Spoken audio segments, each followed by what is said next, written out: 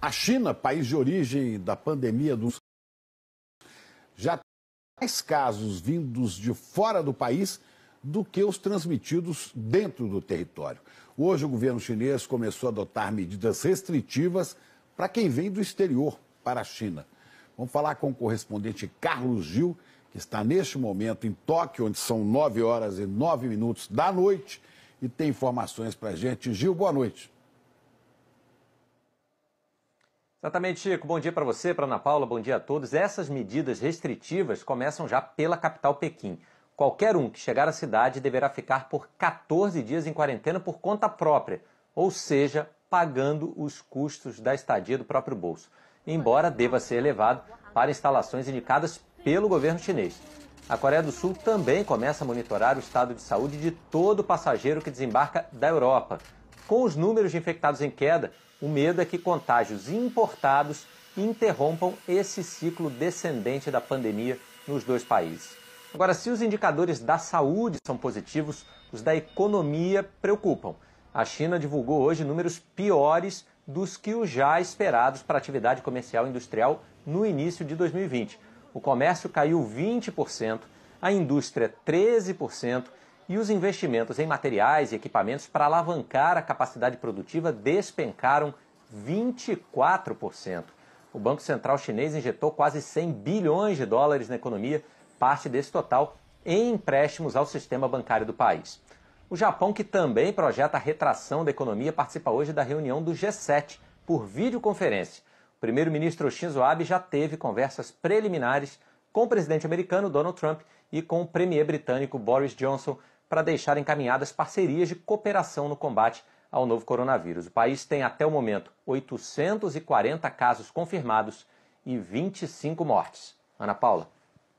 Falando mais de economia, Gil, esse tombo aí maior que o previsto na economia chinesa teve impacto, claro, no mercado financeiro. A semana começou com mais uma queda feia nas bolsas. Na Ásia, todos os principais indicadores fecharam no vermelho. Aqui, Tóquio, menos 2,46%, Hong Kong, queda de 4,03%, Xangai, menos 3,4%. E por causa da explosão do número de casos na Austrália, a bolsa de Sydney despencou, olha, quase 10%, 9,7% é a maior queda desde 1987.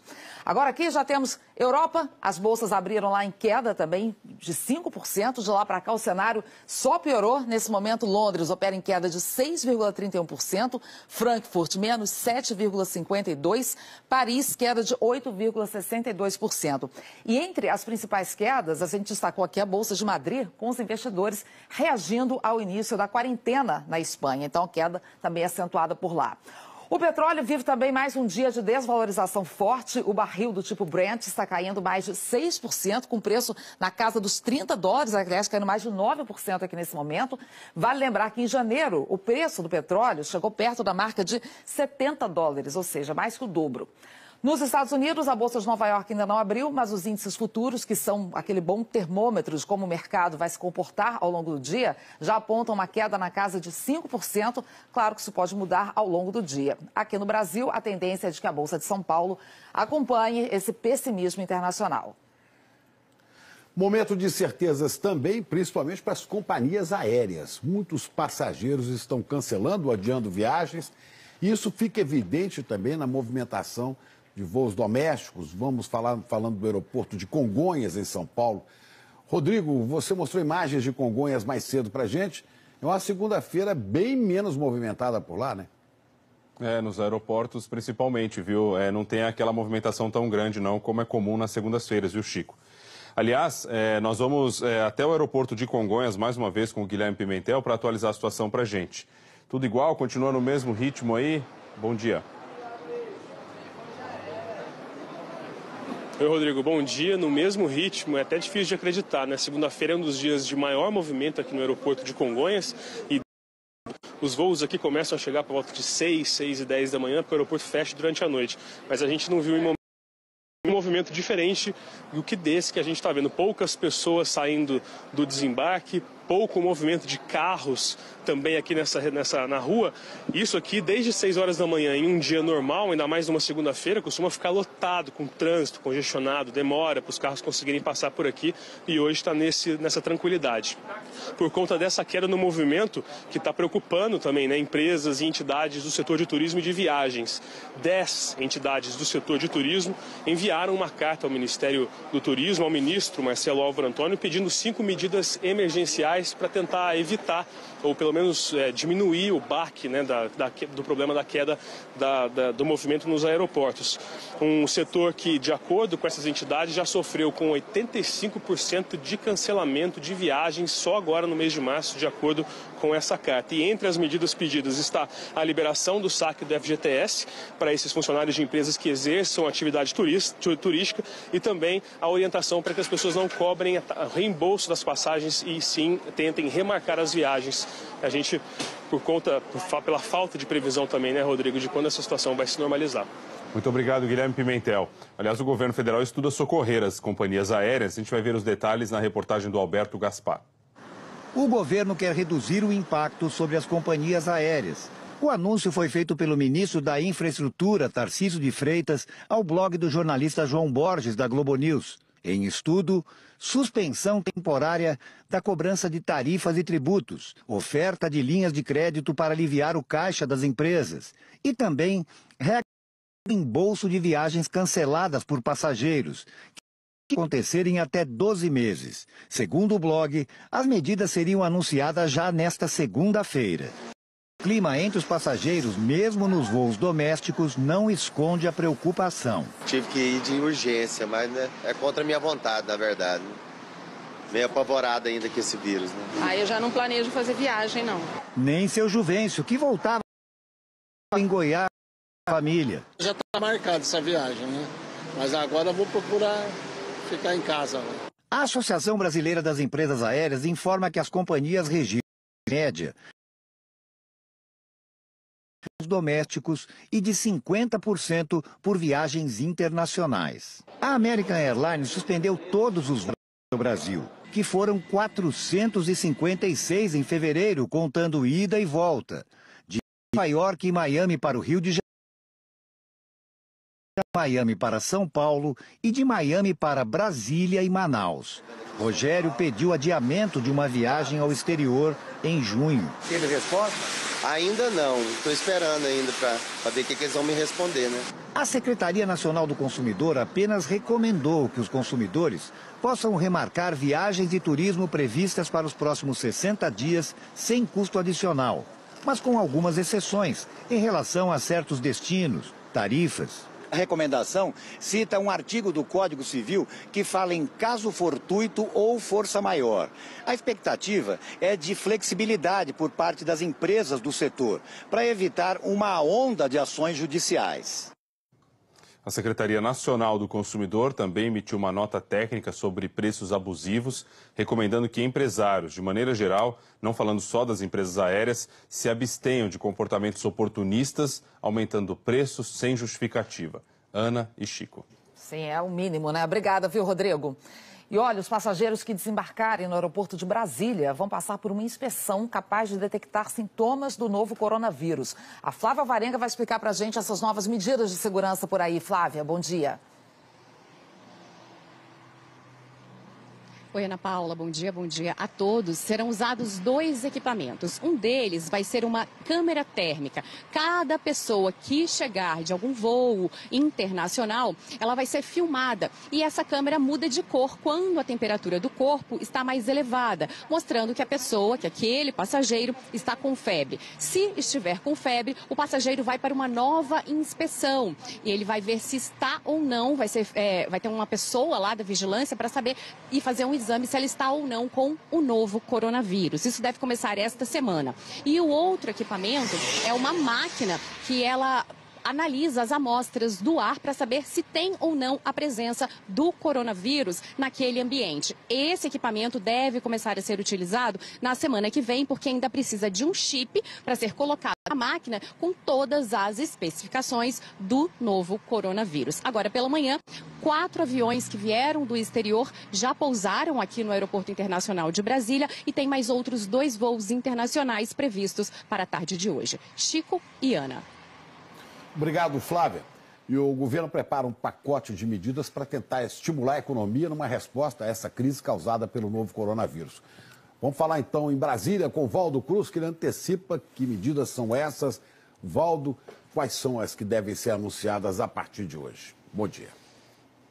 Bom dia, Chico. Bom dia, Ana. Bom dia a todos. Então, eu conversei com o ministro Paulo Guedes, Chico, e ele me disse que realmente a sua equipe passou o fim de semana ali preparando medidas que vão ser anunciadas a partir de hoje. Tem focos tanto para as empresas, para o setor privado, como também para as pessoas. Por exemplo, a questão do 13º dos beneficiários do INSS, aposentados e pensionistas. O governo, na semana passada, Chico, já havia antecipado aquele pagamento de agosto, da primeira parcela de agosto para abril. Aí o ministro Paulo Guedes disse o seguinte: como esse público é um público muito vulnerável, se a situação ali para essa classe, para os idosos, ficar mais complicada, nós podemos também antecipar a última parcela, que normalmente é paga em dezembro, para o mês de maio. Ou seja, você injetaria na economia já em abril 24 bilhões e no mês de maio também mais 24 bilhões. O ministro também me disse que naquela questão dos empréstimos consignados para aposentados e pensionistas, eles vão elevar a margem de comprometimento de renda, ou seja, quanto ele pode comprometer do seu benefício do INSS com pagamento de empréstimo consignado. Vai subir de 35% para 40%, me disse o ministro. Além disso, ele disse que está estudando também, realmente confirmou, possibilidade de novos saques do FGTS. Ele disse que, olha, aí pode vir mais medidas mais contundentes, mais potentes, de acordo se a crise realmente se agravar no Brasil. Além disso, tem aqueles saques de PIS/PASEP, Chico, que o governo tentou soltar no ano passado.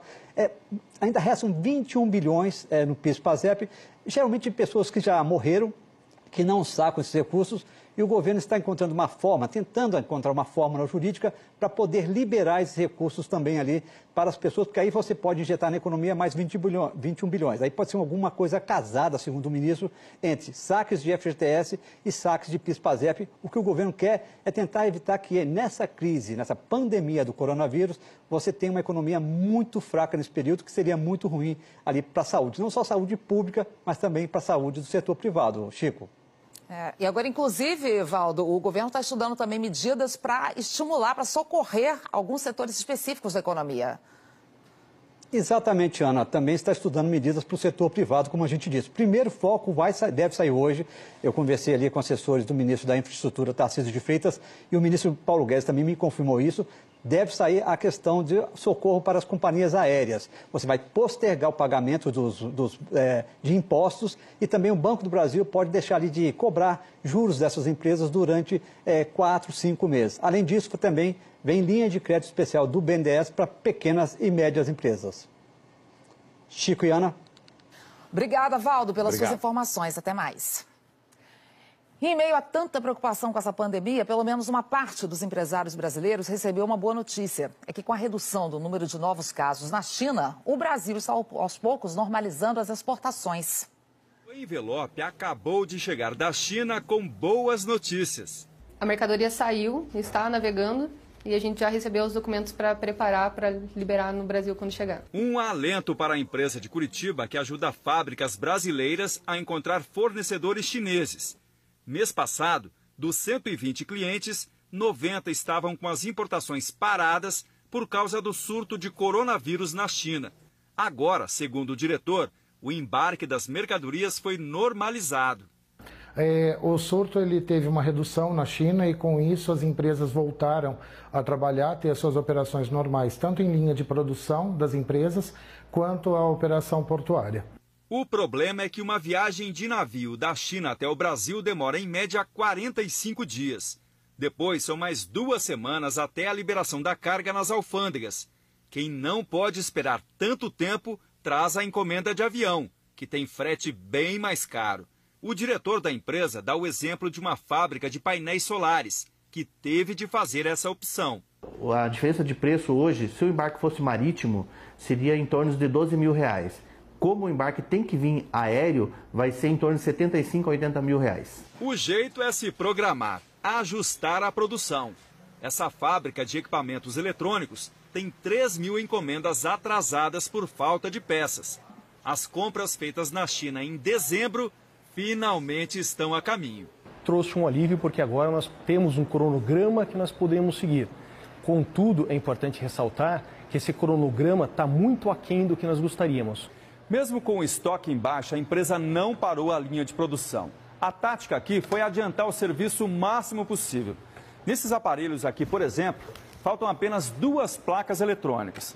Quando elas chegarem, é só instalar, testar o equipamento e aí sim entregar para o cliente. Se os cronogramas propostos pela China forem cumpridos, nós normalizaremos a nossa linha de produção em meados de junho. E a Secretaria de Saúde do Estado do Ceará confirmou ontem à noite os 3 primeiros casos do Covid-19 no estado. A repórter Aline Oliveira está ao vivo trazendo informações de Fortaleza para a gente. Bom dia, Aline. Olá, Chico, Ana, bom dia a todos. Olha, esses 3 pacientes estiveram no exterior nos últimos dias e tiveram a confirmação da doença depois que voltaram para o Brasil. Segundo a Secretaria de Saúde aqui do Ceará, o estado deles é estável, não estão em estado grave. 2 estão no hospital particular aqui de Fortaleza e outro está em isolamento domiciliar. Ontem, pouco antes de confirmar esses 3 casos, a Secretaria de Saúde havia anunciado que 87 estavam sob investigação, números que devem ser atualizados no próximo boletim. Por enquanto, as aulas nas escolas aqui do Ceará seguem normalmente, mas a Secretaria de Saúde do Estado e de Educação anunciaram e criaram uma série de recomendações que devem começar a ser cumpridas a partir de hoje. Entre elas, a limpeza das salas de aula e dos bebedouros com detergente e também com álcool, logo depois do uso. Chico e Ana. Importante cuidado com a limpeza em todos os lugares, né? Obrigada, Aline. A gente volta a seguir com as medidas de controle anunciadas pelos nossos vizinhos para conter o coronavírus. Argentina e Paraguai fecharam as fronteiras por 15 dias. E ainda os cuidados nas igrejas de todo o país para evitar aglomeração de fiéis. Até a celebração da Páscoa no Vaticano vai ser diferente. A gente mostra já. Agora 9 horas e 26 minutos, horário de Brasília. Chegou o novo Tigo 5X.